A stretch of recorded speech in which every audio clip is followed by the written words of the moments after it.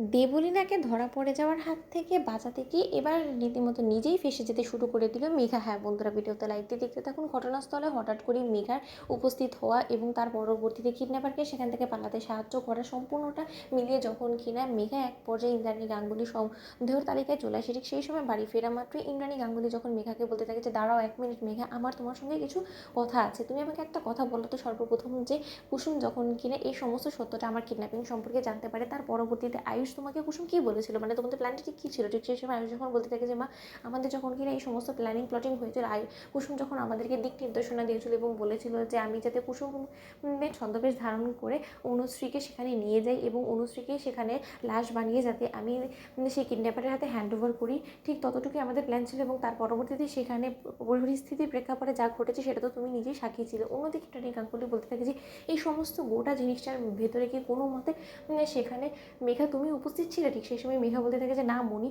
ঠিক সেই সময় ইন্দ্রাণী গাঙ্গুলি বলতে থাকে যে তাহলে তুমি উপস্থিত ছিলে না, তাহলে তুমি হঠাৎ করেই সেখানে ঘটনাস্থলে অ্যাড্রেস না জেনেই সেখানে কী করে পৌঁছে গেলে এবং তুমি কী করে জানলে যে সেই ডেরার মধ্যেই আমাকে ওরা জিম্মি করে রেখেছে? বলো তো, আমার তো সেটাই মাথায় ঢুকলো না। কারণ যেহেতু তুমি ওদের প্ল্যানের একটা পার্ট ছিলে না এবং তুমি সেই মুহূর্তে উপস্থিত ছিলে, তাও আবার কুসুমের ছদ্মবেশ ধারণ করে, এই সমস্ত কিছুটা আমার বড্ড বেশি ঘোলাটে হয়ে যাচ্ছে এবং আমি যখনই বারবার করে এই সমস্ত কিছু নিয়ে ভাবছি না, আমার মাথা ঘোরাচ্ছে এবং আমি শুধু এতটুকুই ভাবছি যে তুমি হঠাৎ করেই সেখানে কোইন্সিডেন্টলি কী করে চলে এলে বলো তো? এটা তো কোনো মতে কোইন্সিডেন্ট হতে পারে না, তাই না? এবার সেটা নিশ্চয়ই কোনো রকম কোনো ব্যাখ্যা তোমার কাছে আছে, তাহলে আমি সেটাই শুনতে চাই। এবং আরও একটা প্রশ্ন, যে তোমার সঙ্গে ঠিক কী ব্যক্তিগত সম্পর্ক আছে সেই কিডন্যাপারের, নতুবা তুমি বারবার করে সেই কিডন্যাপারকে বাঁচানোর জন্য এত তাগাদা দিচ্ছিলে এবং এত তুমি আগ্রহ প্রকাশ করছিলে, যেখানে কিনা সমস্ত লোকেদের উপরে হামলা হয়েছে, কিডন্যাপার থেকে শুরু করে গুন্ডারা আমাদের উপরে হামলা করেছে, সেখানে কিডন্যাপাররা একটা আঁচ অবধি তোমার গায়ে আসতে দেয়নি, তাহলে তো অবশ্যই বোঝা যায় যে তুমি তাদের কাছ থেকে স্পেশাল প্রিভিলেজটা পেয়েছো। কিন্তু সেটা কেন পেয়েছো সেটাই আমি জানতে চাচ্ছি। আদৌ কি এর কোনো এক্সপ্লেনেশন আছে তোমার কাছে মেঘা?